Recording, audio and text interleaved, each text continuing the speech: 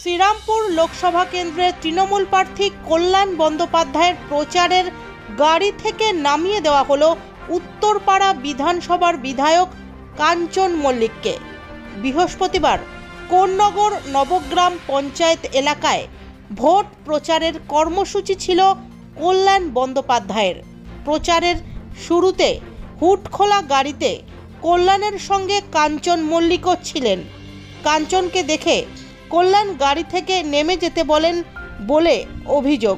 কারণ হিসাবে কল্যাণ বলেন, উত্তরপাড়ার বিধায়ক কাঞ্চন তার সঙ্গে প্রচারে থাকলে গ্রামের মহিলারা ভালোভাবে নিচ্ছে না, তাই তাকে আসতে বারণ করেছিলেন কল্যাণ। এরপর কাঞ্চন মল্লিক গাড়ি থেকে নেমে দলীয় কর্মীর বাইকে করে বেরিয়ে যান। পরে কল্যাণ বন্দ্যোপাধ্যায়কে এ বিষয়ে জিজ্ঞাসা করা হলে তিনি জানান, তিনি চলে গেলেন এখান থেকে। উনি মনক্ষুণ্ণ হয়েছেন এরকম শোনা যাচ্ছে। দেখো, উনি মনক্ষুণ্ণ হয়েছেন কি মনক্ষুণ্ণ হননি আমি জানি না। এর আগেও ওনাকে নিয়ে প্রচারে আমি বেরিয়েছিলাম। উনি আমার সঙ্গে যখন প্রচারে বেরিয়েছে, গ্রামের মহিলারা কিন্তু খুব ভীষণ রিয়াক্ট করছেন। আমি ওনাকে আগেই বলে দিয়েছিলাম গ্রামে এসো না। আর শুধু আমার সঙ্গে প্রচারের সময় কেন থাকছে?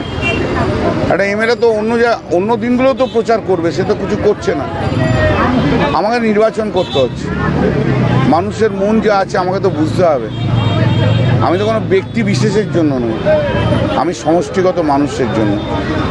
আমি কোনো সমষ্টিগত মানুষকে কষ্ট দিতে পারবো না, কোনো ব্যক্তি বিশেষের তাদের আনন্দ বা সুখের জন্য।